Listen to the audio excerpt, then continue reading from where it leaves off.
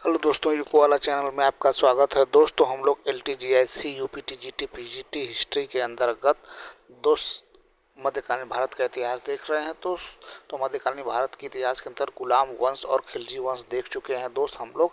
और अब आइए देख लेते हैं हम लोग तुगलक वंश। तो आइए देख लेते हैं तुगलक वंश के शासकों के बारे में, आइए समझते हैं। तो तुगलक वंश की स्थापना गयासुद्दीन तुगलक ने की थी। तुगलक वंश 1320 से 1414 तक शासन किया।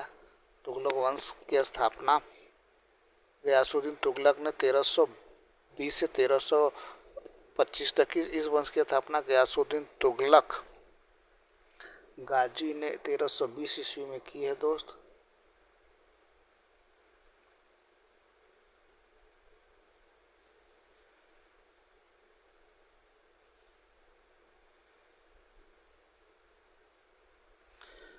यह सुल्तान कुतुबुद्दीन ऐबक मुबारक शाह खिलजी के शासनकाल में उत्तर पश्चिम सीमांत प्रांत का शक्तिशाली गवर्नर नियुक्त हुआ था। किसानों की स्थिति में सुधार करना और कृषि योग्य भूमि में वृद्धि करना उसके दो प्रमुख उद्देश्य थे। अलाउद्दीन खिलजी द्वारा लागू की गई भूमि लगान तथा मंडी संबंधी नीतियों के पक्ष में वह नहीं था। उसने मुकद्दम तथा खूतों को उनके पुराने अधिकार लौटा दिए गए। लगान निश्चित करने में बटाई का प्रयोग फिर से प्रारंभ किया गया। ऋणों की वसूली को बंद करवा दिया। भूराजस्व की दर को 1/3 कर दिया गया। सिंचाई के लिए नहरों का निर्माण करवाया गया। दोस्त, अलाउद्दीन की कठोर नीति के विपरीत गयासुद्दीन ने उदारता की नीति अपनाई, जिसे बर्नी ने रस्मियान अथवा मध्यपंथी भी कहा है। आगे देख लेते हैं दोस्त।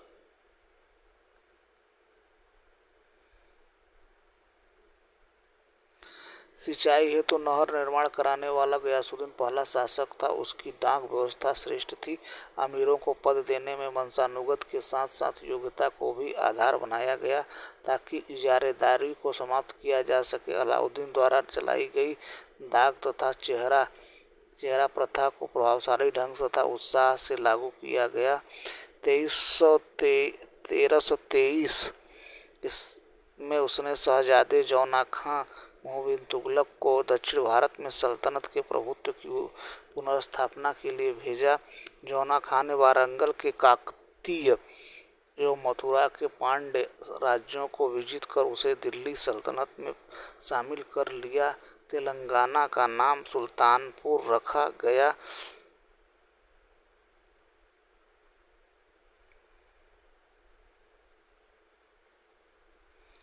राजमुंदरी के अभिलेख में जौना खां उलुग खां को दुनिया का खान कहा गया। मित्र, सर्वप्रथम गयासुद्दीन तुगलक के समय में दक्षिण के राज्यों को दिल्ली सल्तनत में मिलाया गया। इससे सर्वप्रथम वारंगल था। सुल्तान गयासुद्दीन का अंतिम सैन्य अभियान बंगाल की गड़बड़ी को समाप्त करना था, क्योंकि बलबन के लड़के बुगरा खां ने बंगाल को स्वतंत्र घोषित कर दिया था। निजामुद्दीन औलिया ने गयासुद्दीन तुगलक के बारे में कहा था कि दिल्ली अभी बहुत दूर है। सुल्तान का औलिया से मनमुटाव हो गया था। स्वागत समारोह के लिए निर्मित लकड़ी के भवन तुगलकाबाद के समीप आलम अफगानपुर गांव में गिरने से फरवरी-मार्च 1325 ईस्वी में उसकी मृत्यु हो गई। तुगलकाबाद दिल्ली के समीप उसे दफनाया गया। इस भवन का निर्माण करने वाला अहमद अयास का पुत्र था। गयासुद्दीन ने लगभग संपूर्ण दक्षिण भारत को दिल्ली सल्तनत में मिला लिया। उसे पेंशन विभाग की स्थापना की। अगला क्वेश्चन देख लेते हैं दोस्त। आगे अगला शासक देख लेते हैं दोस्तों। तुगलक वंश का अगला शासक जो है वो मोहम्मद बिन तुगलक हुआ है। दोस्तों, मोहम्मद बिन तुगलक 1325 से 1351 ईस्वी तक शासन किया। दिल्ली सल्तनत के सुल्तानों में मोहम्मद बिन तुगलक सर्वाधिक विलक्षण व्यक्तित्व वाला शासक था। वह अरबी एवं फारसी का महान विद्वान था। ज्ञान विज्ञान की विभिन्न विधाओं जैसे खगोलशास्त्र, दर्शन आदि, चिकित्सा विज्ञान, तर्कशास्त्र आदि में पारंगत था। मोहम्मद बिन तुगलक शेख निजामुद्दीन का शिष्य था, जो फरीद का पोता था। उसका नाम कई संज्ञाओं से जोड़ा गया। अंतर्विरोधी का विनाशकारी मिश्रण, रक्त का प्यासा अथवा परोपकारी आदि। उसके शासनकाल में 333 में अफ्रीकी यात्री इब्न बतूता भारत आया। सुल्तान ने उसका खूब स्वागत किया तथा दिल्ली का काजी नियुक्त किया। आगे देख लेते हैं दोस्त।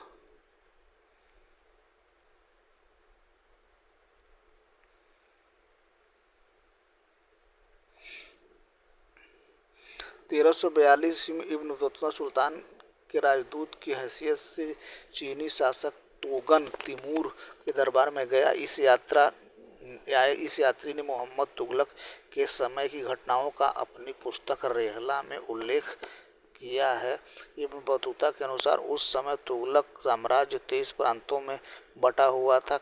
कश्मीर एवं आधुनिक बलूचिस्तान को भी छोड़कर लगभग सारा हिंदुस्तान दिल्ली सल्तनत के नियंत्रण में था। राजनैतिक एवं प्रशासनिक सुविधाएं बर्नी सुल्तान की 5 मुख्य योजनाओं का विशेष रूप से उल्लेख करता है। पहला 2 आब में कर वृद्धि 1333-34 में, देवगिरी को राजधानी बनाना 1326-27, सांकेतिक मुद्रा जारी करना 1330-31, खुरासान पर आक्रमण 1332 से 33 तक, वह कराचील अभियान 1337 से 38 तक। कुछ विद्वानों के अनुसार ट्रांस आक्सियाना के मंगोल शासक तरमासिरी 1327 के आक्रमण को रोकने के लिए सुल्तान में विफल रहा और अंततः उसे धन लेकर वापस देना पड़ा। सुल्तान के कुछ मंगोल अफसरों को नौकरियां दी तथा तरमासिन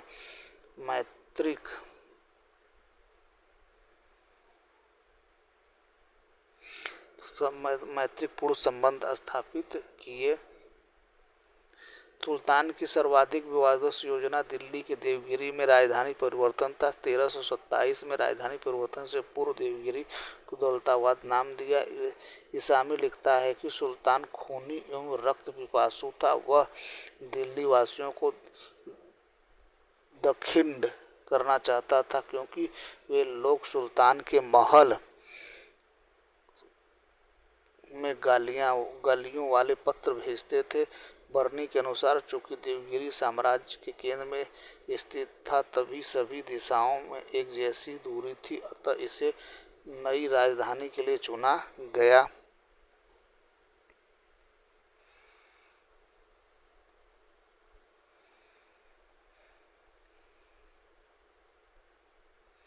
आगे देख लेते हैं दोस्त, आइए। देवगिरी दौलताबाद मुस्लिम संस्कृति का केंद्र था। इसी स्थान पर बहमनी राज्य का विकास हुआ। देवगिरी को कुतुब इस्लाम भी कहा गया। लेनपुल ने दौलताबाद को गुमराह शक्ति का स्मारक कहा। सुल्तान ने सांकेतिक मुद्रा का प्रचलन 1330 ईस्वी में अत्यधिक विशाल सेना रखने के उद्देश्य से किया, क्योंकि लगातार दूसरे राज्यों को जीतने की सुल्तान की योजना, साथ ही उदारता, दानशीलता, जो सुल्तान के स्वभाव का हिस्सा बन चुकी के कारण राजकोष रिक्त हो गया था। उसने तांबे तथा इससे मिश्रित कांसे के सिक्के जारी किए।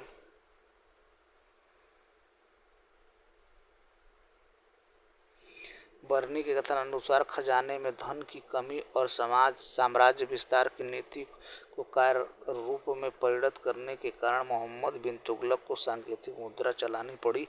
मोहम्मद ने अपनी पूर्ववर्ती चीन के मंगोल शासकों कुबैले खां द्वारा चलाए गए कागज के सिक्के अथवा फारस के शासक गैताखू द्वारा इसी तरह के एक प्रयोग से उत्साहित होकर सांकेतिक मुद्रा जारी करने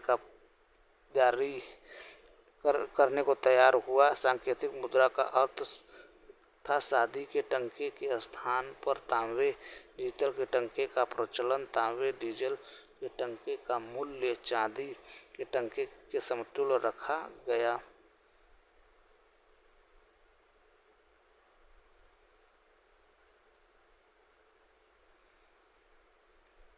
आधुनिक इतिहासकारों के अनुसार अंतर्राष्ट्रीय बाजारों में चांदी के अभाव के कारण इसका मूल्य बढ़ गया, जिससे लोगों ने इसका भंडारण शुरू कर दिया। खुरासान अभियान तरमाशरीन के साथ मैत्री का परिणाम था। कहा जाता है कि त्रिमैत्री संगठन मोहम्मद बिन तुगलक, तरमाशरी तथा मिस्र के सुल्तान भी खुरासान के सुल्तान अबू सैयद के विरुद्ध बनाया गया था।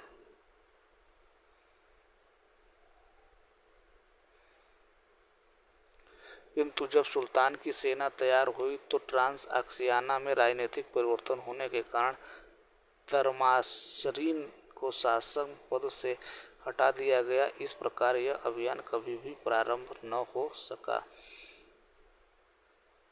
अगला क्वेश्चन देख लेते हैं दोस्त, आइए आगे का।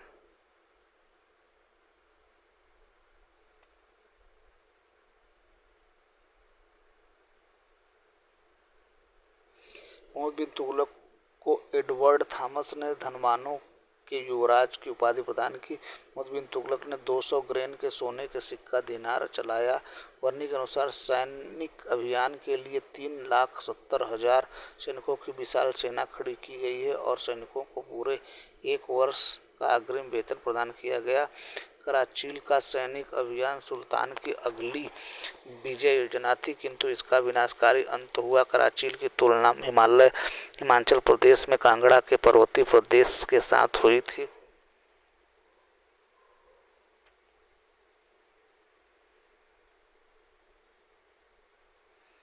तिब्बत की सर्दी और बर्फीले तूफान में सुल्तान की लगभग संपूर्ण सेना मारी गई। जो सैनिक एवं प्राकृतिक आपदाओं से बच गए हैं, प्लेग से भी मारे गए। दोआब में कर वृद्धि दोआब में कर वृद्धि की योजना को सुल्तान ने अपने शासन के अंतिम दिनों में क्रियान्वित किया था। संभवतः दोआब में लगान वृद्धि को इस कारण लागू किया गया था क्योंकि यह सल्तनत का सर्वाधिक उपजाऊ क्षेत्र था। दोआब में कर वृद्धि लगभग 1 से 20 के बीच उपज का 50% लगान के रूप में तय किया गया, किंतु दुर्भाग्य से जिस वर्ष पृथ्वी वृद्धि हुई उसी वर्ष अकाल और तदुपरांत प्लेग की महामारी फैल गई। इस संकटापन्न स्थिति में सुल्तान ने कृषकों को सहायता प्रदान करने के लिए केंद्र कृषि विभाग दीवान ए अमीर कोही की स्थापना की। अकाल राहत संहिता तैयार कराई। सिंचाई के लिए सैकड़ों खड़े हुए खुदवाए गए। अकालग्रस्त कृषकों को कृषि अथवा तकावी प्रदान किया गया। इसे सोंधर भी कहा गया था। सुल्तान की पहली असफल योजना राजधानी में परिवर्तन तथा अंतिम 5वीं योजना दोआब में वृद्धि थी।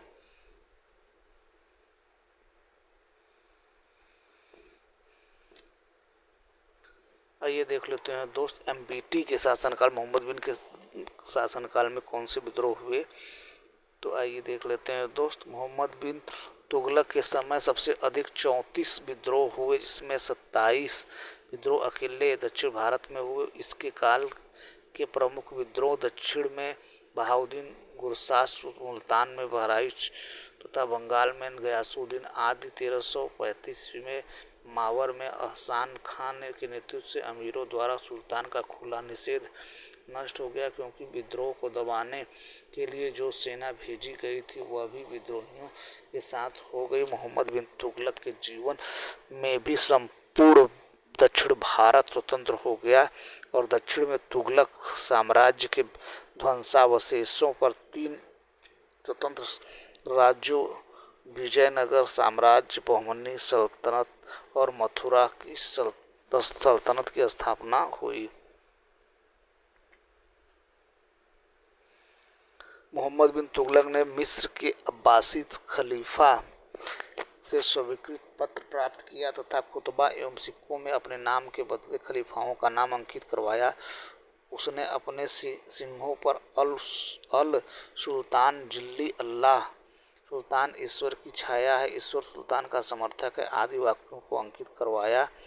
उलेमाओं का विरोध मोहम्मद बिन तुगलक के लिए परेशानी का कारण बना, इसलिए सुल्तान द्वारा खलीफा के प्रति सम्मान दिखाया तथा अब्बासी खलीफा से मान्यता प्राप्त करना एक राजनीतिक कारण था। आगे देख लेते हैं दोस्त। आगे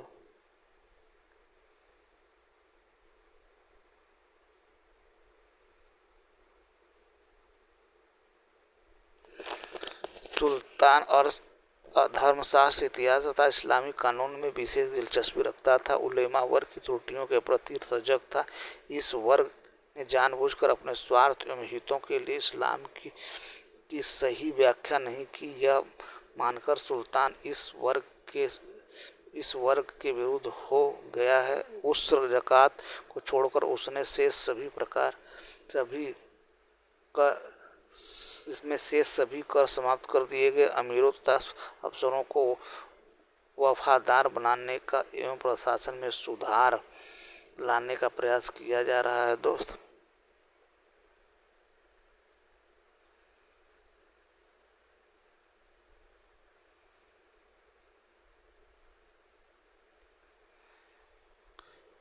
मोहम्मद बिन तुगलक ने उन पुराने अफसरों तथा कर्मचारियों को पदच्युत कर दिया जिन पर उपद्रव फैलाने का किसी विद्रोह में परोक्ष रूप में भाग लेने का भी संदेह था। मोहम्मद बिन तुगलक ने अमीर वर्ष में खानदानी अमीरों के अतिरिक्त कई जातियों के लोग थे, जिनमें मुख्य मंगोल, विदेशी तथा हिंदू भी थे।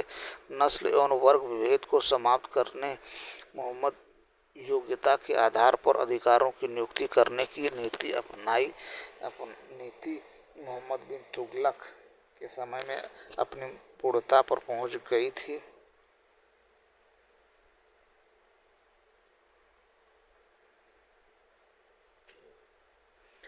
दिल्ली के प्रसिद्ध सूफी शेख यासियाबुद्दीन को जीवन उल मुल्कराज शेख मोइनुद्दीन में गुजरात का गवर्नर था तथा सैयद कमालुद्दीन अमीर किरमानी की सेना में विभिन्न नियुक्त किया गया। शेख निजामुद्दीन महमूद ए इलाही ईश्वर का प्रेमी सुल्तान के विरोधियों में से एक था।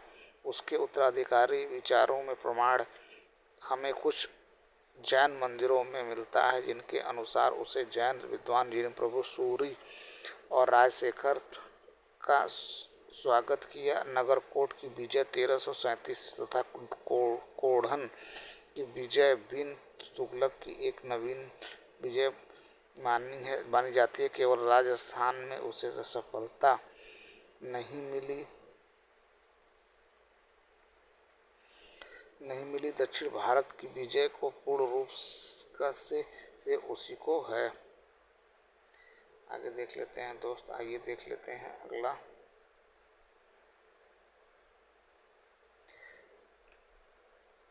सांकेतिक मुद्रा, प्रतीक मुद्रा का प्रचलन मुख्यतः मंगोलों की ही देन है। यह एक अच्छा कवि और संगीत प्रेमी था। उसकी असफलता का मुख्य कारण उसका अपना निजी व्यक्तित्व था। नगरकोट का आक्रमण के अवसर पर उसे ज्वालामुखी के देवी मंदिर में नष्ट नहीं किया। हिंदुओं को उसने सम्मानित पदों पर नियुक्त किया। दिल्ली सुल्तानों में वह प्रथम सुल्तान था जो हिंदुओं के त्योहारों मुख्यतया होली में भाग लेता था। एल्फिंस्टन ने यह मत व्यक्त किया कि मोहम्मद तुगलक में पागलपन का कुछ अंश था। डॉक्टर आशीर्वादी लाल श्रीवास्तव के अनुसार उसमें विरोधी तत्वों के मिश्रण है। डॉक्टर ईश्वरी प्रसाद के अनुसार दिल्ली के सिंहासन को सुशोभित करने वाले शासकों में वह सर्वाधिक विद्वान एवं सुसंस्कृत शासक था।